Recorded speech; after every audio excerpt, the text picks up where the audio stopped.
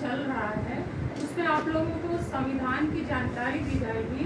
भाग 1, भाग 2, भाग 3 की सहायता से आप लोगों को पढ़ना है, समझना है, अपने पेरेंट्स को भी समझाना है और इसके तहत आगे चल के परीक्षा भी ली जाएगी।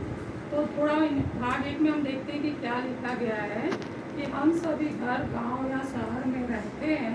जैसे हमारे घर में नियम होते हैं वैसे, जैसे खाने से पहले हाथ धोना, बड़ों का सम्मान करना, वैसे ही हमारे स्कूल में भी नियम होते हैं। जैसे समय पर स्कूल आना, होमवर्क करना।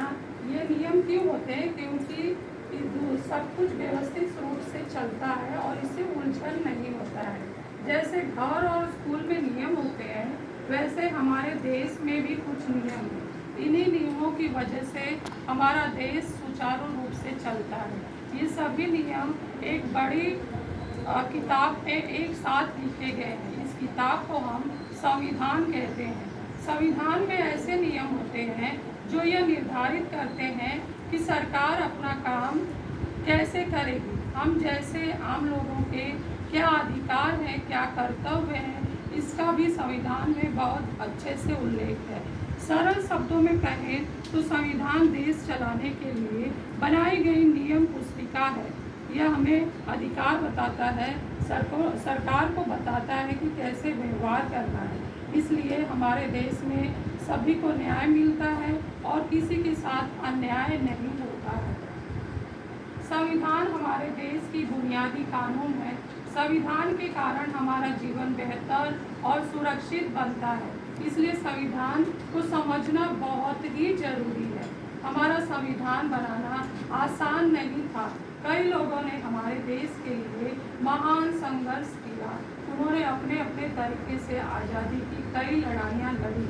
इन संघर्ष में भाग लेने वाले हमारे सभी महान नेताओं ने हम सभी भारतीयों को मद्देनजर रखते हुए भारत का जो सुंदर सपना बुना वही हमारा भारतीय संविधान है। और इस सपने में गहरे रंग अधिक अच्छे ढंग से सार्थक रूप से भरने का काम महान कार्य किसने किया? वह है विश्व रत्न डॉक्टर बाबा साहेब आम्बेडकर जी।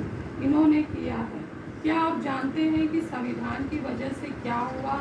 हमारे देश में सिर्फ राजनीति ही नहीं बल्कि आर्थिक और सामाजिक स्तर पर भी बड़े बदलाव आए हैं।